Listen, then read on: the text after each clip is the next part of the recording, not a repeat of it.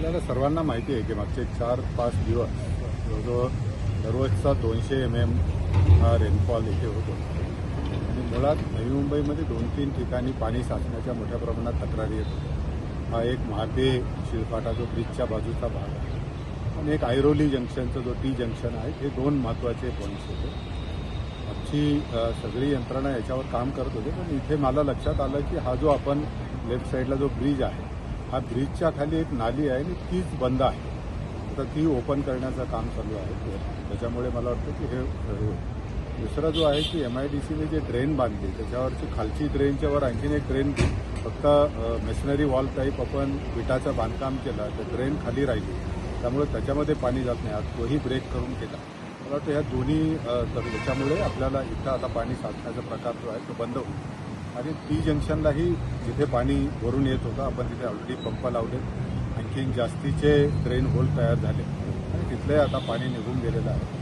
इतरत्र खूप मोठ्या प्रमाणात झाडं पडण्याच्या तक्रारी खूप मोठ्या प्रमाणात आहेत, तर त्या सगळ्या 2 दिवसामध्ये पूर्ण 100% झाडांची कटाई करून ते आज जवळजवळ आजच्याच तारखेला वॉरफुटिंगवर पाऊस उघडल्यामुळे आज आपण ते करतो।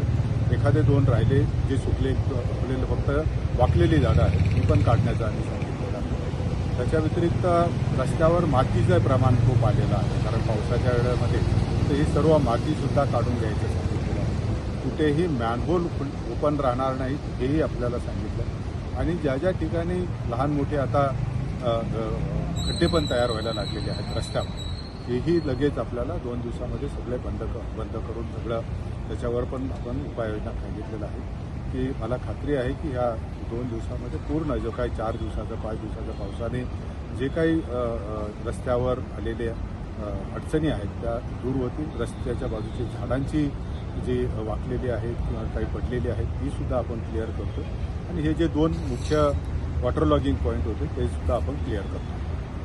नागरिकांना आपण सगळ्या नागरिकांनी खूप सहकार्य केलं, मी त्यांचा खरोखर धन्यवाद मानतो।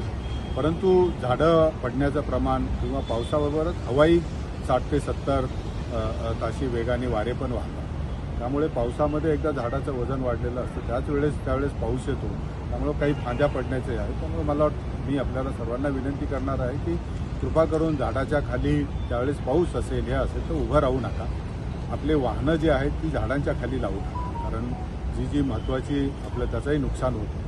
तर नागरिकांनी तिथे सहकार्य करावं एवढी एक अपेक्षा आम्ही या निमित्ताने आपल्याकडून व्यक्त करतो।